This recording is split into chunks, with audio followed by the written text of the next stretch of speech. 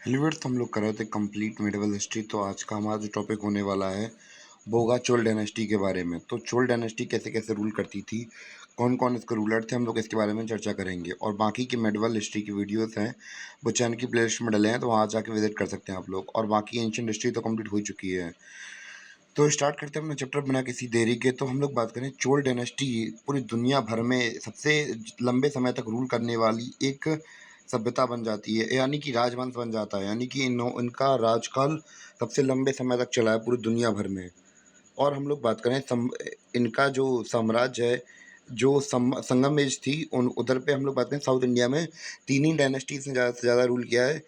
किसने? चेरास ने, पांड्यास ने और चोलास ने ही इन्होंने राज किया है। उनमें से ही एक है ये चोला डायनेस्टी। और हम लोग बात करें कि जो चोल हैं उन्हें हम लोग तीन पार्ट में डिवाइड कर देते हैं।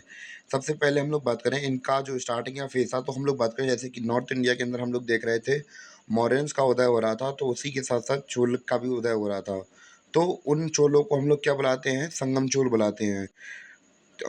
जिनका जो टाइम पीरियड था वो 300 बीसीई से लेकर 200 बीसीई तक, मतलब 200 सी तक था। तो इनका जो उस समय का जो टाइम पीरियड था वो ज़्यादा चल नहीं पाया। फिर बाद में ये लॉर्ड्स वगैरह बन गए थे, पर जो इंडिपेंडेंट राजा की पदवी थी इन लोगों ने खो दी थी। दूसरे थे हमारे इम्पीरियल चोल, जिनका टाइम पीरियड था 850 से लेकर 1070 बीस आई मीन सी तक, यानी कि एडी तक। और जो तो इसके बाद के चोल रहे इन्हें क्या कहा गया? लेटर चोल कहा गया। क्या कहा गया? लेटर चोल कहा गया। तो उम्मीद है कि आपको इतना तो समझ में आ ही गया होगा जितना मैंने भी बताया कि हमने क्या जाना कि यानी कि जो चोल राजवंश था इन्होंने बहुत सदियों तक राज किया है। यानी कि दुनिया की सबसे लंबे समय तक राज करने वाली राजवंशों में आते हैं ये लोग। और हम लोग बात करें कि इनको हम लोगों ने तीन पार्ट में डिवाइड कर दिया था। सबसे पहले संगम चोल, जिनका टाइम पीरियड 300 बीसी से लेकर 200 सीई तक था। और दूसरे थे हमारे इम्पीरियल चोल, जिनका राजकाल रहा था 850 से लेकर 850 से लेकर 1070 सीई तक। तो ये थे हमारे शाही चोल। और तीसरे थे लेटर चोल, यानी कि बाद के चोल। तो यहाँ पे रहा हमारा साउथ इंडिया, और यहाँ रहा चोल राजवंश। और यहाँ पे जो ब्लैक डॉट बना है तो ये इनकी कैपिटल है थंजावुर, या फिर तांजौर बोलते थे इसे। तो अब हम लोग बात करेंगे कि हमें इनके बारे में पता कैसे चलता है, यानी कि सोर्सेज क्या क्या हैं। तो जो अशोक के इंस्क्रिप्शंस हैं, तो उसके उसमें जो उनके इंस्क्रिप्शंस 3rd सेंचुरी बीसी में लिखवाए गए थे, तो उस समय पे संगम एज के बारे में भी लिखवाया था उन्होंने, कि उस समय पर चेरा के बारे में, पांड्या के बारे में लिखवाया था। उसी तरह इनके बारे में भी पता चलता है हमें। और इनके जो हम लोग बात करें चोल थे, वो क्या बन के रह गए? सावंत बन के रह गए। किसके? पल्लवास के और पांडवास के, बहुत सालों तक। और हम लोग बात करें कि जो मिड नाइन्थ सेंचुरी चल रही थी, तो जो चोल एम्पायर था वो क्या करने लगा? राइज करने लगा। यानी कि इम्पीरियल चोल का समय आ चुका था। और इसको मतलब धीमे धीमे बढ़ाया किसने? बहुत शानदार और काबिल लीडर्स ने इन्हें धीमे धीमे उठाया। और ये अब हमने देखा कि दुनिया का सबसे महान क्या बन गया? सबसे महान एम्पायर में से एक बन गए ये लोग। इसके बाद हम लोग देखेंगे कि अभी तक हम लोगों ने बात की कि जो 850 से लेकर 1070 तक थे, ये कौन थे? शाही चोल थे। और जो हमारे लेडर चोल थे, तो इन्होंने बहुत बढ़िया राज किया। और बाकी जो पहले संगम एज के थे वो लोग इतना ज़्यादा राज नहीं कर पाए, बाद में फ्यूडल्स वगैरह बन गए थे। और हम लोग बात करें कि वही हमने बताया भी कि इम्पीरियल चोल और लेटर चोल ने अपना जो रीजन था वो कहाँ तक, मतलब 13वीं सदी तक अच्छे तरह राज किया था।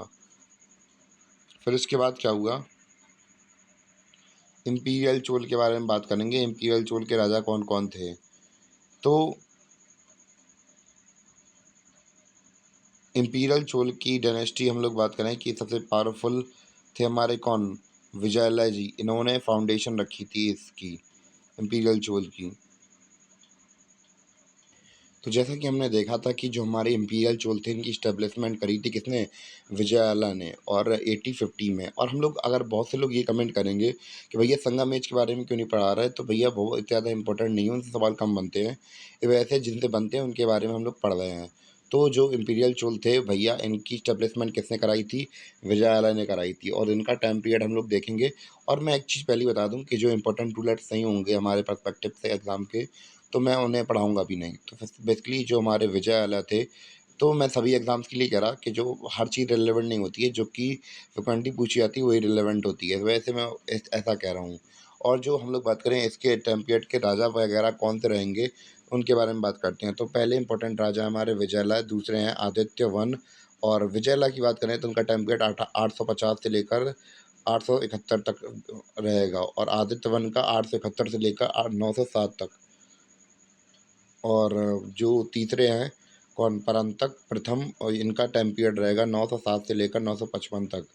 और जो हमारे उत्तम चोला थे, इनका टाइम पीरियड रहेगा 957 से 985 तक। और बाकी के जो रूलर्स हैं हम लोग, बाकी के जो रूलर्स हैं जिनके बारे में आज की वीडियो में हम लोग बात नहीं करेंगे, वो लोग हम लोग कल की वीडियो में बात करेंगे। तो आज के जितने गुजार हैं तो उतने ठीक है, वरना बाकी कल निपटाएंगे हम लोग। इम्पीरियल चोल की बात कर रहे थे तो इनके फाउंडर हम लोग बात करेंगे, स्टार्टिंग से ही तो कर रहे हैं। तो अब हम लोग बात करेंगे विजयलाल के बारे में। तो विजयलाल ने क्या क्या किया था उनके बारे में बात करेंगे। तो इनका टाइम पीरियड हम लोग बात करें 850 से लेकर 871 CE तक था, और ये चोल डायनेस्टी के फाउंडर माने जाते हैं, यानी कि इम्पीरियल चोल के फाउंडर माने जाते हैं। स्टार्टिंग में तो ये फ्यूडेटरी थे किसके, पल्लवास के, पर बाद में इन्होंने मिलिट्री पावर को थोड़ा कैप्चर किया और तंजौर को अपनी कैपिटल बना लिया, यानी कि तंजौर को इन्होंने कैप्चर कर लिया। और फिर 1850 में इन्होंने उसको अपनी कैपिटल बना दी, और फिर इन्होंने अपना जो इम्पीरियल चोल का राज था वो शुरू कर दिया। और इन्होंने निशुम्भेदिनी, इनकी जो एक देवी हैं उनका इन्होंने टेम्पल वगैरह बनाया। तो यह आपको दिख रहा होगा एरिया, मदुरई तांजीवरम, चोलों का एरिया इतना है। चालुक्य काफ़ी जीत चुके हैं, वेस्टर्न चालुक्य और ईस्टर्न चालुक्य भी कुछ जीत गए। तो ये सीन है, तो ये रहा टेम्पल।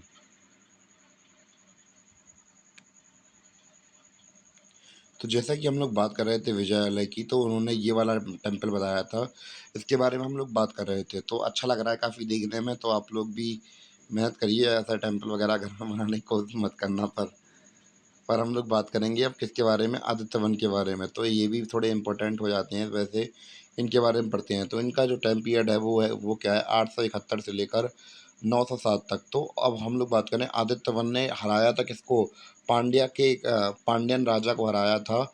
और इन्होंने कब, 885 में। और जो पल्लव डायनेस्टी थी उसको ख़त्म कर दिया था किसके, इसके आखिरी रूलर अपराजित वर्मन, उससे मतलब हरा दिया था, उसे मार दिया था। कब, 897 CE में। तो जैसा कि इनका नाम था, ये अपराजित थे, और इनकी पराजय हो गई थी। नाम भाई भैया उल्टा हो गया इनका तो। और इन्होंने बहुत सारा पार्ट, जैसे कि कन्नड़ कंट्री का हुआ तो वो ले लिया था।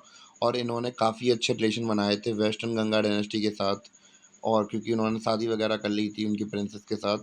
और इन्होंने फ्रेंडली रिलेशन बनाए किसके साथ, चेरास के साथ।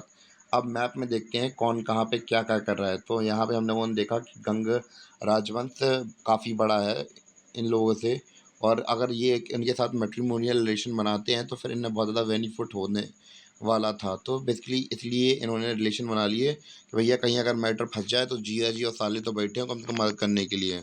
और दूसरा ये था कि चेरों के साथ इनके रिलेशन काफ़ी अच्छे हो गए थे। और ये हम लोगों ने चेन्नई के बारे में बात की थी, चेन्नई में कहाँ हरा दिया था उन्हें, बर्मन जी को।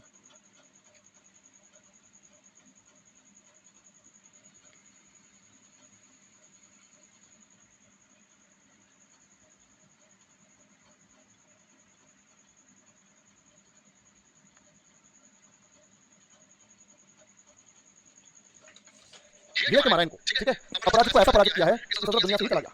अब देखो, अब आएगा परांतक, अब आएगा परांतक। ध्यान से देखो बेटा, परांतक के बारे में क्या कहा है कि परांतक ने श्रीलंका, उस जमाने में इलंगई के नाम से जाना था श्रीलंका को। श्रीलंका के लिए कई सारे नाम हैं, जैसे मौर्य के टाइम पे, अशोक के टाइम पे सिलोन बोलते थे, सिलोन। फिर अब चोल, जब शाही चोल यहाँ पे शासन कर रहे हैं, इस टाइम पे इनको बोल रहे हैं इलंगई। क्या बोल रहे बच्चों, इलंगई, इलंगई के नाम से जाना जाता है।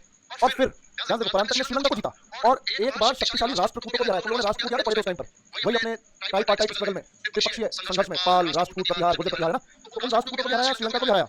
और इसके प्रभाव में संपूर्ण तमिल देश से लेकर आंध्र के नेल्लोर तक शामिल है। यानी इसने कहां तक कब्जा कर लिया, देखो ध्यान से, इसने कहां तक कब्जा कर लिया। ये तो सब आदित्य, ये तो सब आदित्य का किया है। यहाँ पर लिख देता हूं भाई, ये तो आदित्य का फैला हुआ साम्राज्य है। आदित्य वन ने यहाँ पर ये सारी चीजें संभाली हुई है, इनके स्पेसिफिक देश की।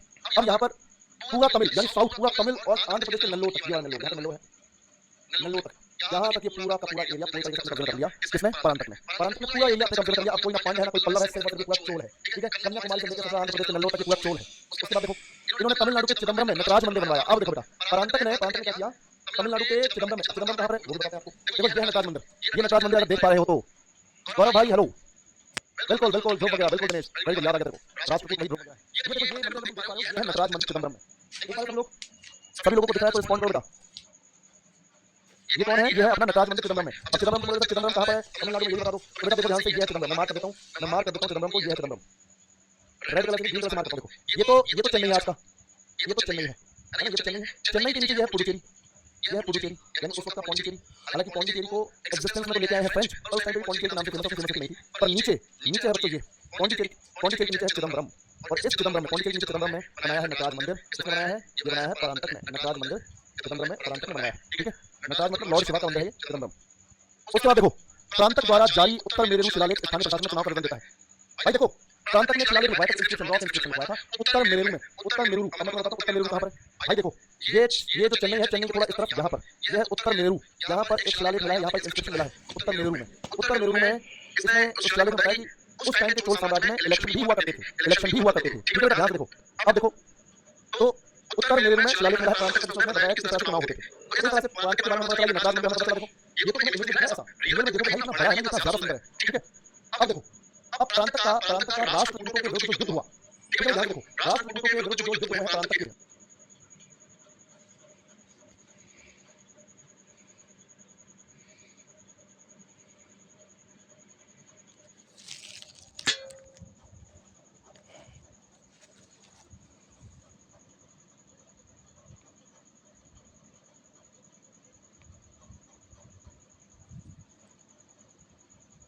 हाँ, तो हम लोगों ने इनके बारे में पढ़ लिया था, आदित्य वन के बारे में। अब दूसरे रूलर के बारे में चलते हैं।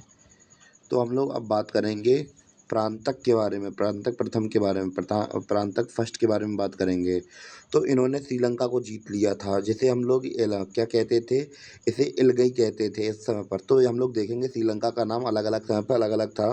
तो इन्होंने किसके श्रीलंका को जीत लिया था, और एक बार इवन की इन्होंने पावरफुल राष्ट्र कूटास को भी हरा दिया था। और इनका इन्फ्लुएंस हम लोग बात करें कि बहुत बड़े जो पूरे तमिलनाडु क्षेत्र पर हो गई थी, और नेल्लूर आंध्र प्रदेश तक इनका पूरा पूरा साम्राज्य हो गया था। और इन्होंने नटराज टेम्पल बनवाया था, कहाँ पे? इन्होंने बनवाया चिदम्बरम में इन्होंने नटराज टेम्पल बनवाया था तमिलनाडु में। और हम लोग बात करें इन्होंने क्या करवाया था, प्रांतक द्वारा जारी उत्तर मेरू शिलालेख स्थानीय प्रशासन में चुनाव का विवरण देती हैं। यानी कि इनका एक इंस्क्रिप्शन था, यानी कि पत्थरों में हम लोग क्या करवा चुनवाई करवा के, अब लंबे समय तक रहती है वो, चुनवाई करवा के लिखवा देते थे। यानी कि उससे उस इंस्क्रिप्शन से हमें इनके बारे में ये पता चला कि भैया उस समय पर इलेक्शन भी होते थे शेराओं के बीच में। और ये रहा वो टेम्पल जिसकी हम लोग नटराज टेम्पल की हम लोग बात कर रहे थे। काफ़ी सुंदर लग रहा है, और आप लोग ज़रा गौर से देखिए कितनी डिटेलिंग से काम किया गया है अंदर, और इतने सदियों के बाद आज भी बचा हुआ है। और क्या क्या किया परांतक ने, तो यहाँ पे ये जो दूसरा फैक्ट दिख रहा है ये इतना ज़्यादा ज़रूरी नहीं है, तो आप लोग इससे मत करना। दूसरा वाला ये करहद वाला तो ये वेरीफाइड नहीं है, तो फिर ये वाला रहने देना आप लोग। पहले वाले फैक्ट के बारे में बात करते हैं। तो बैटल ऑफ वल्लाल में क्या हुआ, 916 में हुई थी ये। इसमें राष्ट्रकूटा के जो डायनेस्टी के थे कृष्ण सेकंड, इन्हें हरा दिया गया। और फिर क्या हुआ कि कई सारी बैटलों के बाद परातक थी उनकी मृत्यु हो गई थी। इसके बाद कोई इतना पावरफुल रूलर आया नहीं जिसने इतनी पावर एक्यूमुलेट की हो। फिर जो राजा राजवन आएंगे तो फिर वही इतनी अपनी पावर एक्यूमुलेट करेंगे, तभी कुछ हो पाएगा। और हम लोग बात करें कि इसके बाद आएंगे कौन, उत्तम चोल आएंगे। तो उत्तम चोल के बारे में बात करते हैं कि इन्होंने क्या किया। उत्तम चोल को माना जाता है कि इन्होंने जो चोल की आर्मी थी उसे इम्प्रूव किया था, और इन्होंने हर पैदल चलने वाले सिपाही को, हर एक व्यक्ति को कह दिया था, वेस्ट कोट दिया था कि भैया कि अगर हम एक थोड़ा मोटा कपड़ा होता है तो जिससे कि किसी को चोट ना लगे, मेरे यहाँ पे हर सिपाही बहुत इंपॉर्टेंट है, तो हम उसकी क्या करेंगे, कदर करते हैं, तो फिर हम उसे क्या देंगे, जैकेट देंगे। तो इन्होंने हर एक सिपाही को जैकेट वगैरह दी थी। तो आज का जो वीडियो था केवल यहीं तक था। चोला डायनेस्टी का पार्ट 1 हमने निपटा दिया और पार्ट 2 हम लोग कल डिस्कस करेंगे। थोड़े बहुत जो रूलर बचे हैं उनके साथ।